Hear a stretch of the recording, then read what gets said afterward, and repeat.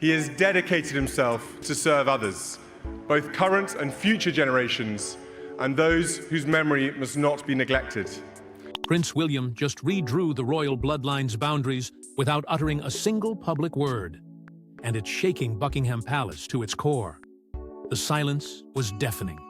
No press conference, no press release, not even a whispered leak through the usual royal sources.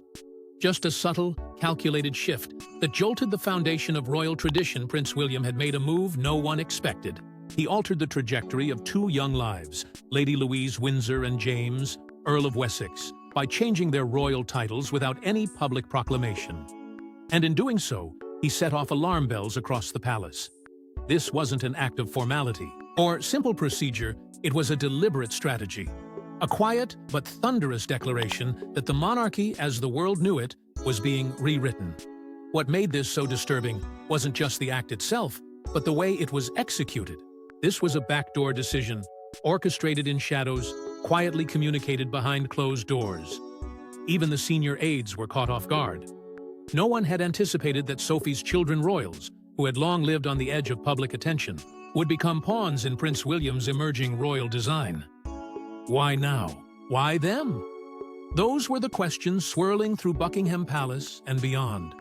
For years, Louise and James were viewed as the quiet ones, the unproblematic branch of the family tree.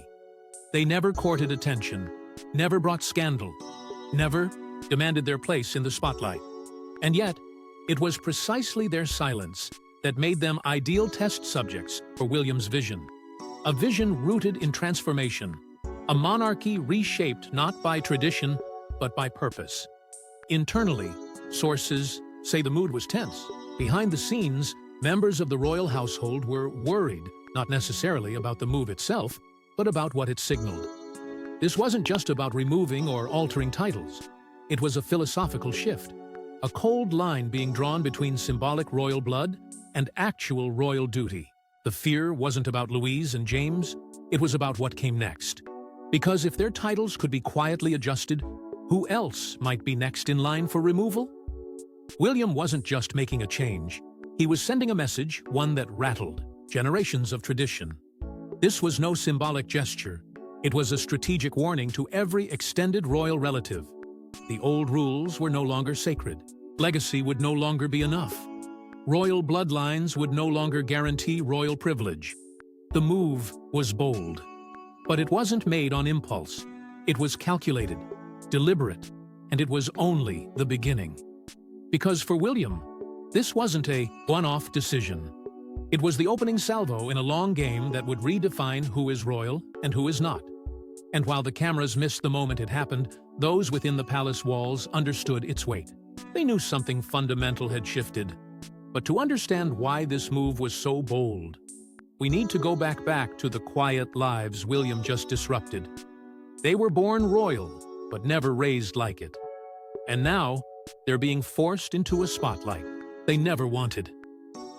From the moment they entered this world, Lady Louise Windsor and James, Earl of Wessex, were bound to the royal bloodline. But unlike their cousins, they didn't grow up with flashing cameras or constant public scrutiny. Instead, their childhood unfolded in quiet corners of the monarchy, protected, unseen, and deliberately distanced from the heavy weight of titles. Their parents, Prince Edward and Duchess Sophie, made a choice early on, one that defied the very institution they served. They didn't want fame for their children. They wanted freedom. At Bagshot Park, the grand yet peaceful estate tucked away. From the chaos of central London, Louise and James were raised like any other children. There were no royal processions or glittering galas. Instead, there were school uniforms, quiet dinners, weekend walks, and a very intentional absence of public appearances. It wasn't an accident. It was a parenting strategy rooted in love and in fear. Sophie understood what the royal spotlight could do. She had seen it bend, break, and devour, and she refused to let it consume her children. Louise, the older of the two, developed an early passion for horses, something she shared deeply with her grandmother, Queen Elizabeth II. Their bond wasn't performative, it was real, rooted in their shared love for carriage driving. And in those rare moments they were seen together, Louise displayed a quiet poise that hinted at her royal blood but never demanded attention. Even at state events, she carried herself with dignity, but always with distance. There was a maturity in her silence, a strength in her choice to stay out of the limelight. James, by contrast, existed in near-total privacy. While Louise occasionally stepped into view for family milestones, James barely registered in the public consciousness. He was the most hidden royal of his generation. Not because he was shy, but because he was shielded. His parents knew exactly what they were doing. They didn't just want their son to avoid the pressure, they wanted him to forget it existed altogether. For James, life wasn't about duty. It was about being a child first, a royal second. Sophie's parenting wasn't passive. It was protective and calculated. She wasn't rejecting the monarchy. She was rejecting the damage it could do. She and Edward made a conscious decision to withhold HRH titles from their children, even though they were entitled to them.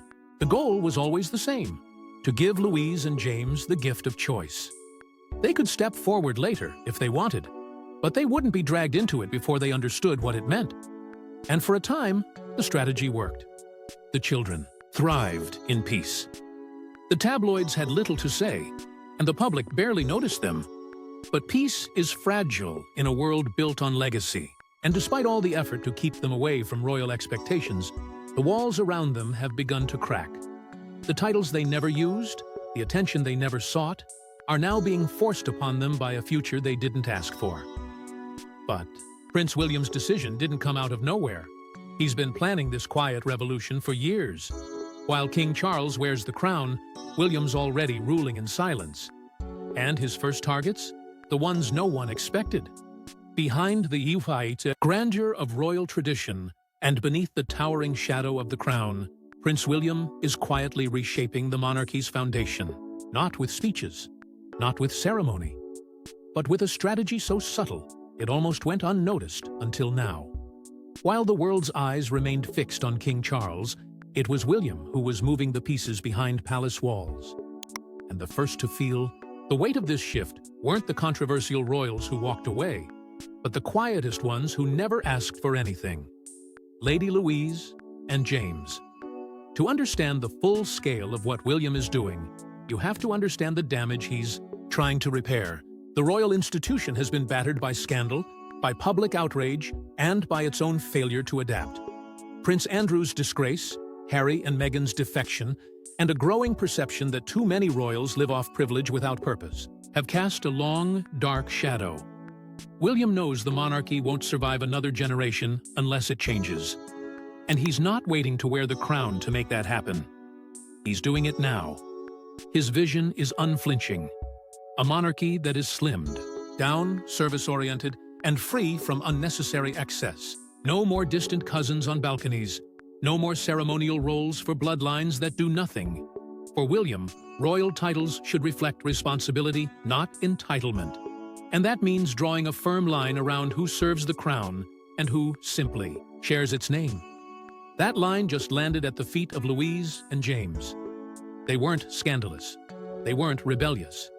In fact, they represented the very image of quiet nobility. But that's exactly why they were chosen. By quietly excluding them from the inner circle without fanfare, without a press statement, William made it clear that no one is above the system he's designing, not even the children of his uncle. Palace insiders have confirmed it.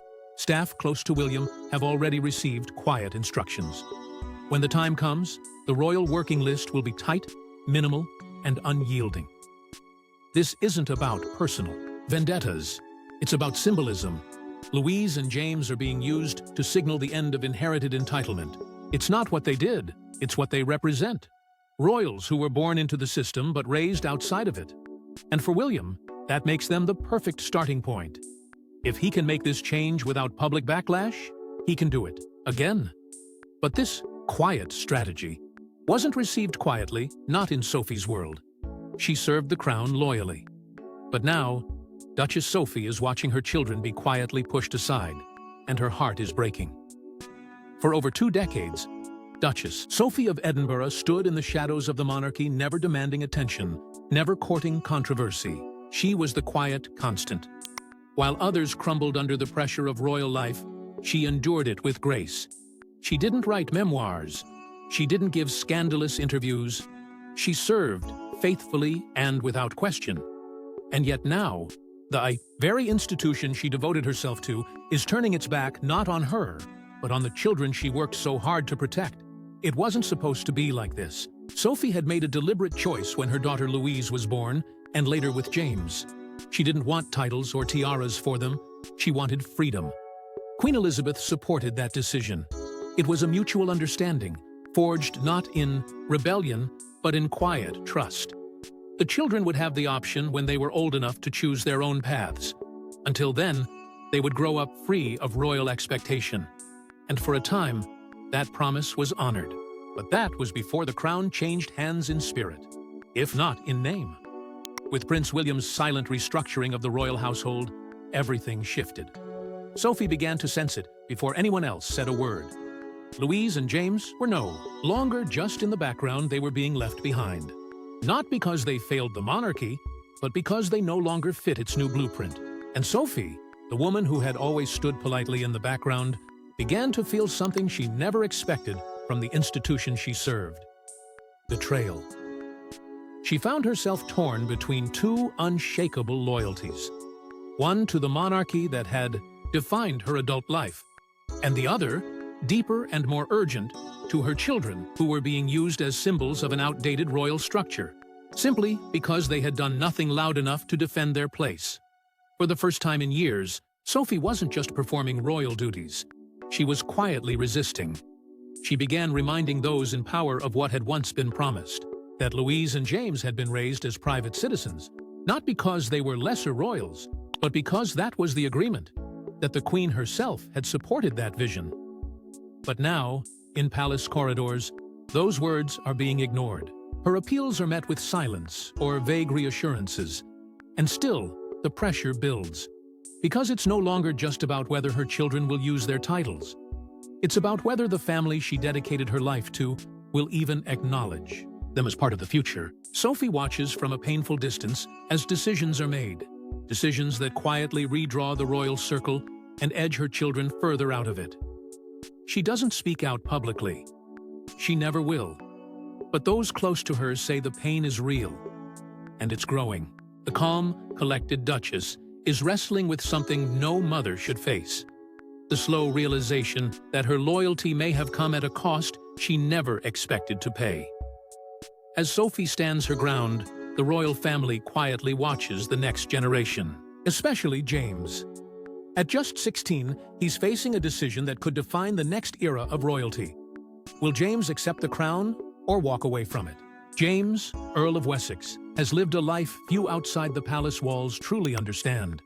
Not because he's been shielded from responsibility, but because he's been hidden from expectation. But now, that shelter is vanishing. The quiet years are slipping away, and the moment of reckoning is approaching fast. In less than 2 years, James will have the legal right to choose: will he step into a title and a future built on duty? Or will he follow the quieter footsteps of his sister, Louise, and turn away from the crown? It's a choice that may seem personal, but it's anything but private. Slowly, almost imperceptibly, James has been appearing more frequently at public events. From the Platinum Jubilee to Commonwealth celebrations, he's been there, never loud, never the focus, but present, standing beside his parents, absorbing the atmosphere of duty. To some, it's just a young man supporting his family. But to royal insiders, it looks like a calculated soft launch, a test to see how he fits under the spotlight that might one day follow him permanently. Prince Edward, now Duke of Edinburgh, knows this path better than anyone, and he's been quietly preparing his son not through pressure or commands, but through example. Edward's life has been one of steady, dignified service. He didn't chase headlines or dominate tabloids, and that's the life he's gently introducing to James. One of quiet responsibility, one where tradition is honored but not weaponized. But James still has a choice. Unlike the generations before him, he's not being forced onto the stage. He can say no. He can walk away. And that possibility, one that seems simple, carries unimaginable weight. Louise already made her choice. When she turned 18, she was granted the option to use the title Her Royal Highness. She declined. No grand statement, no public fuss, just a quiet continuation of the life she'd always lived. And in doing so, she set a precedent for her brother. But precedent doesn't mean pressure. What worked for Louise might not work for James. Their personalities are different. Their bonds with the institution are different. And now, their futures might be too. Outside the palace, the world is watching. Royal watchers have begun speculating. Will James be the one to bring balance back to the Windsor lineage? Will he become the quiet, loyal royal that William's new vision demands? Or will he vanish from public life, another name attached to the family but absent from its future? Inside the palace, those questions carry far more than curiosity. They carry consequence. Because in a royal family being reshaped by choice rather than bloodline, every decision counts. And James Young, reserved, untested, is being pulled into the spotlight not by scandal or ambition, but by silence. But even if James leans toward duty, what does that really mean in William's newly designed royal world? William isn't just downsizing. The palace, he's rewriting what it means to be royal. And in his new world, blood isn't enough. Beneath the grandeur of Buckingham Palace and behind the pristine smiles of state ceremonies, a silent revolution is reshaping the monarchy. Prince William isn't waiting for the crown to pass into his hands. He's already drafting the blueprint for a new royal order. And in this new design, tradition alone no longer guarantees a place at the table. What once secured you a title, a duty, or a life in public service, your name, your lineage is now under review.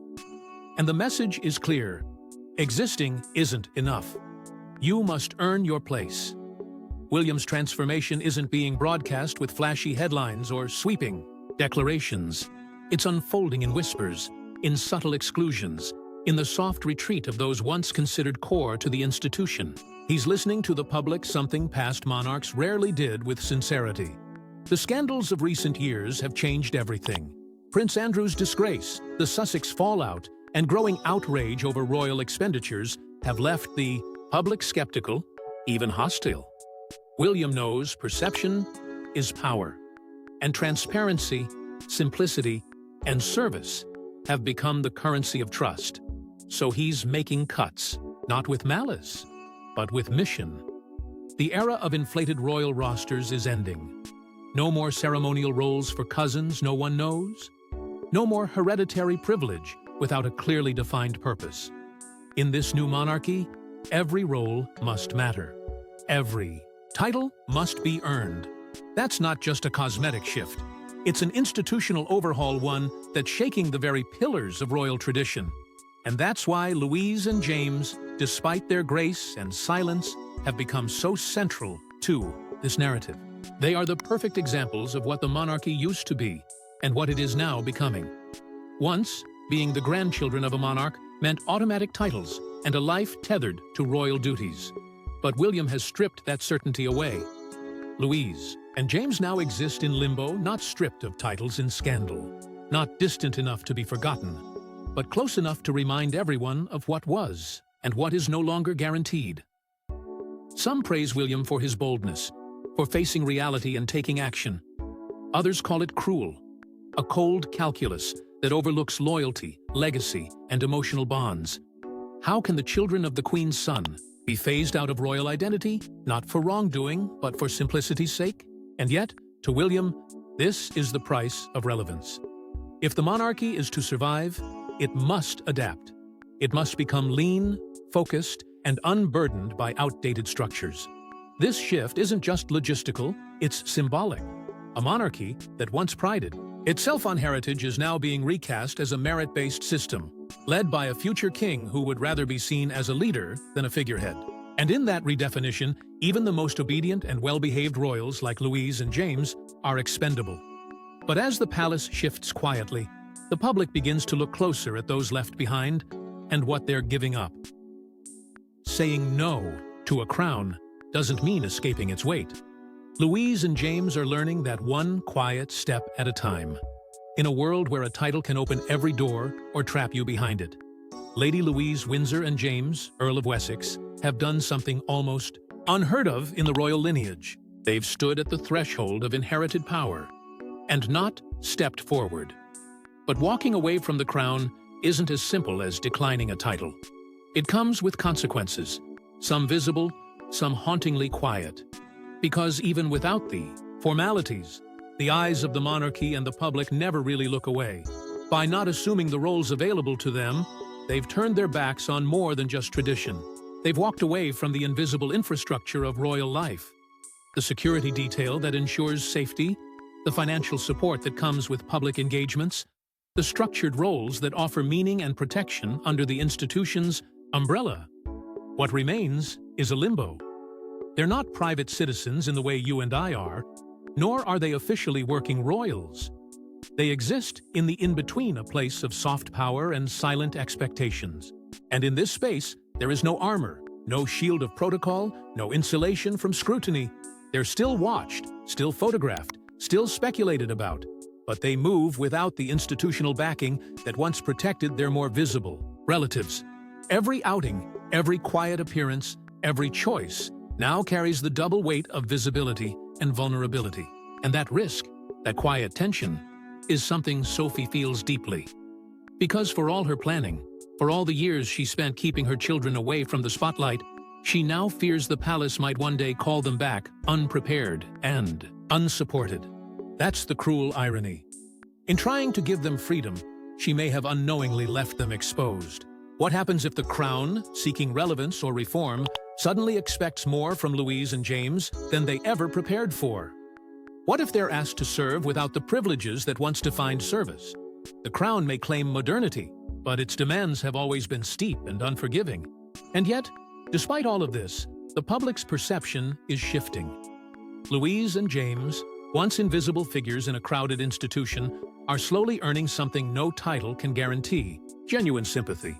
People see them now not as privileged royals shirking duty, but as young adults caught in the crossfire of reform. They represent a new kind of royalty, one that didn't ask for a spotlight, but can't avoid its heat. And at the heart of all this, a royal mother who refuses to let her children be forgotten. She never raised her voice, but her message echoes through the palace. Don't erase my children from royal history.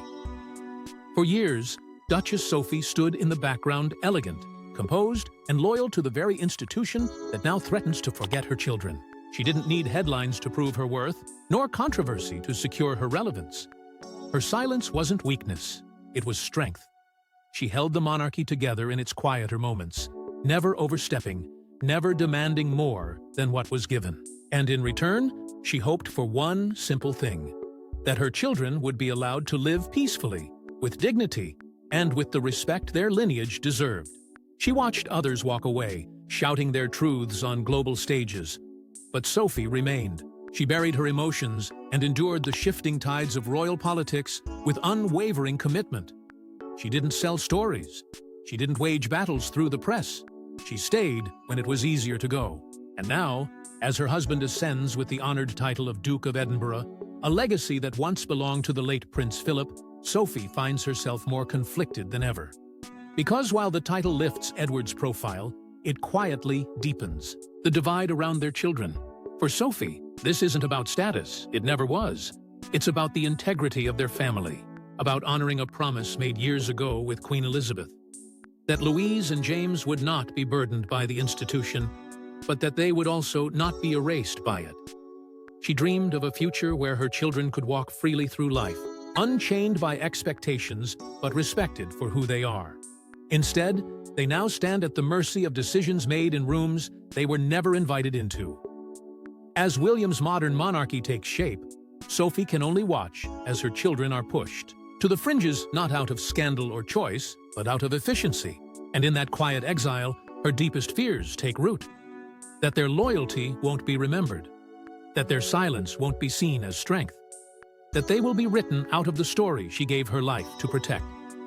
And yet, she does not plead. She does not rebel. But her presence, graceful, consistent, and unyielding, has become a quiet protest, a reminder to the institution she still serves. Her children matter. Their place in royal history was earned not through spectacle, but through sacrifice. And that legacy will not fade quietly.